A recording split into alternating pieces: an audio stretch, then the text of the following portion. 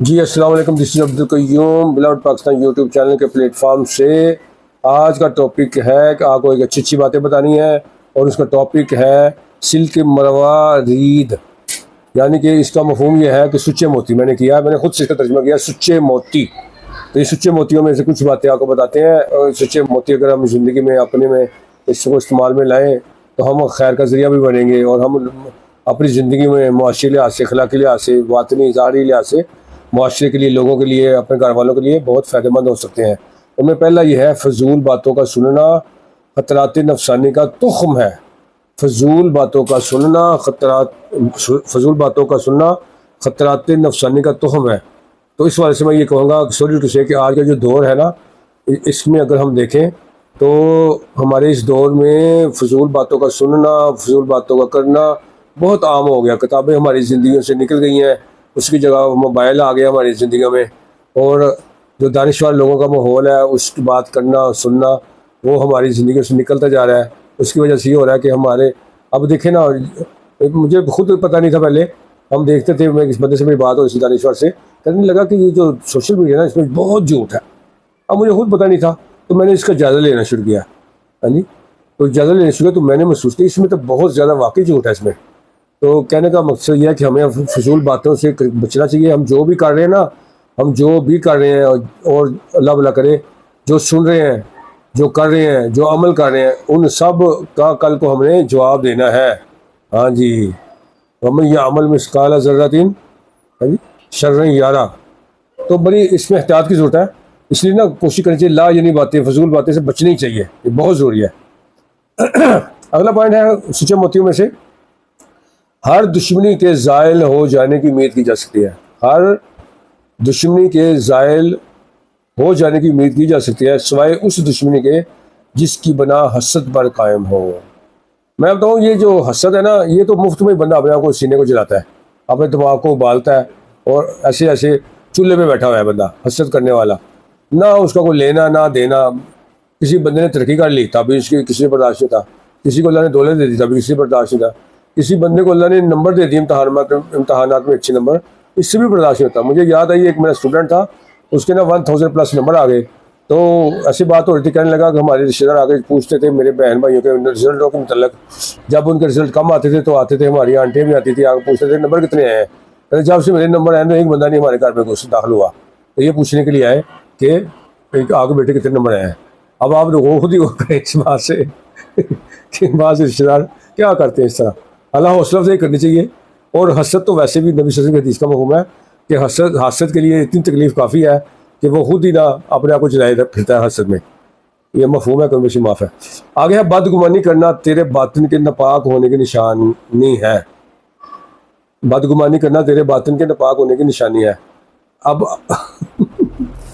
माशरे के अंदर, पाकिस्तानी माशरे के अंदर बहुत फ्रस्ट्रेशन फैली है, हाँ जी, और सारी एवं फैली है बस।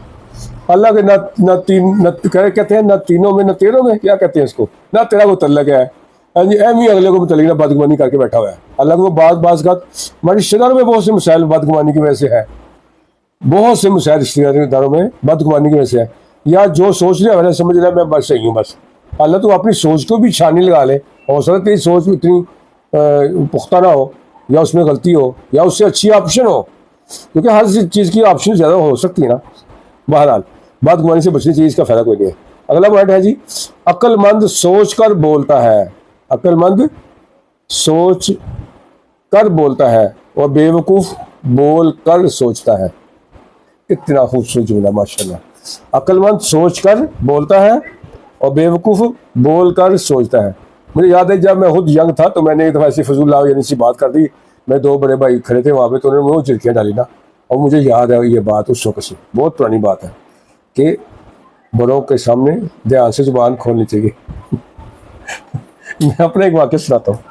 एक मैं मुल्क में था, तो वहाँ पे ना बड़े इंटेलेक्चुअल लोग बैठे थे महफिल में, इंटेलेक्चुअल भी थे। मैं तो उसको यंग था, 20-22 साल उम्र होगी, तो वो लोग थे 50 साल 60 साल के, और उनके अंदर बड़े इंटेलेक्चुअल अदबी शख्सियतें, सियासी शख्सियतें।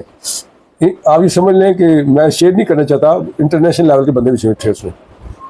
तो मैं चूँकि उनकी क्रिकेट टीम का एक अहम बॉलर था, तो मेरी बड़ी इज्जत करते थे। जैसे होता है छोटी उम्र का बॉलर हो और फास्ट बॉलर हो तो उसको मौका मिल जाता है इंटेलेक्चुअल लोगों में बैठने का, या जो साहब इक़्तिदार लोग होते हैं उसमें बैठने का मौका मिल जाता है। तो मैं भी बैठा होता, तो मैंने बड़े भाई से सुना हुआ था एक फ़िक्रा कि मेरे ख्याल में इस बात को ऐसे नहीं दूसरे तरीके से हल करना चाहिए। जब मैंने ये फ़िक्रा बोल दिया ना, वैसे बात चल रही थी हुकूमती मामलात पे, कोई बात चलती, सियासत की बात चलती, तो मुझे सियासत का पता ही नहीं था कोई, पता तो अभी भी खास नहीं है, दुनिया भले से भली है। तो मैंने ऐसी बात कर दी, मैंने ऐसे कहा जनाब मेरे ख्याल में ये आइडिया इतना अच्छा नहीं है, कुछ और होना चाहिए। तो उनमें से एक बंदा जो ना वो मेरी तरफ ऐसे मुड़ा, तो कहता क्यों भाई क्या कहना चाहते हैं, आपको क्या ख्याल है। तो आगे मुझे बात आती नहीं थी, आगे मुझे आती, मैं सुना था फिक्रा, वही बोल दिया महफिल में, महफिल थी थोड़ी की पढ़े लिखे लोगों की, जब मैं बोल दिया तो आगे मुझे तो आगे बात आती नहीं है।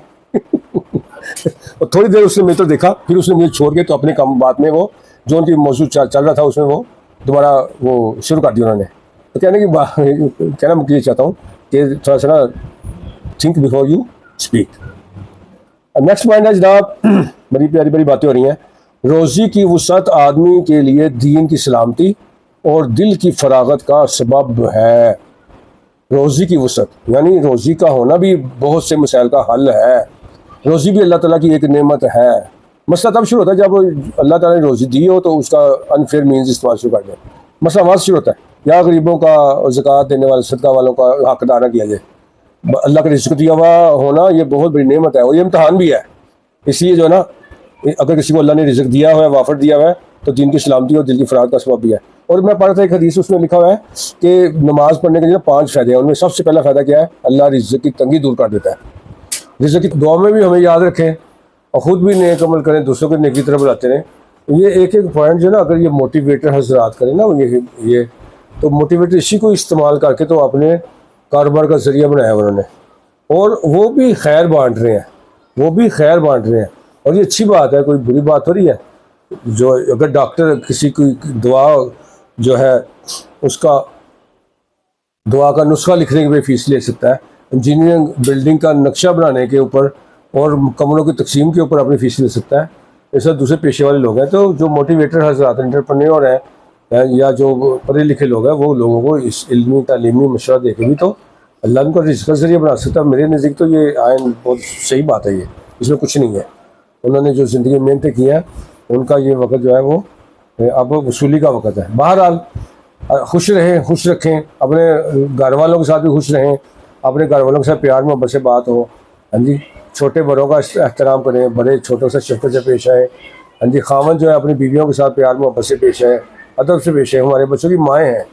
एक दिन ऐसे मेरे दिल में ख्याल आया कि ये जो बच्चों की नानी होती है ना, बच्चों की नानी हमारे लिए तो वाज गाज सास का दर्जा रखती है ना, हमारे लिए या हमारी औलाद के लिए क्या रखती है, सास का दर्जा रखती है कि वो बच्चों की सास है। ये बच्चों की नानी होती है। इनको अगर नानी के रूप में देखें ना, यानी कि बच्चों की सास को अगर नानी के रूप में देखें तो एहतराम बढ़ जाता है।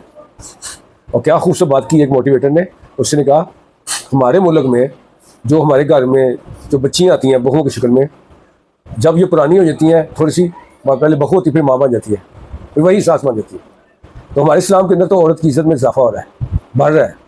और आप समझ सकते हैं कि नानी और दादी का रिश्ता कितना मुबारक रिश्ता है, बहुत मुबारक रिश्ता है, बहुत एहतराम वाला रिश्ता है। लेकिन सॉरी कि बाज़ लोगों में, बाज़ मुआशरे में, बाज़ सोसाइटी में इनका जो हक अदा करना होता है वो नहीं होता। ना सिर्फ ना सिर्फ दादी और नानी, बल्कि नाना और दादा भी, इनका बहुत अल्लाह ताला ने, और बाप भी साथ, माँ भी और बाप भी, ये रिश्ते बड़े प्यारे रिश्ते हैं, ये जन्नत में ले जाने वाले रिश्ते हैं। हाँ जी जनाब, अल्लाह मुझे आपको अमल की तौफीक अता फरमाए। खुश रहें, खुश रखें। And please share, subscribe, share and like also. Thank you very much. Blood Pakistan के प्लेटफॉर्म से अब्दुल कयूम आपको इजाज़त चाहता है। अस्सलाम वालेकुम।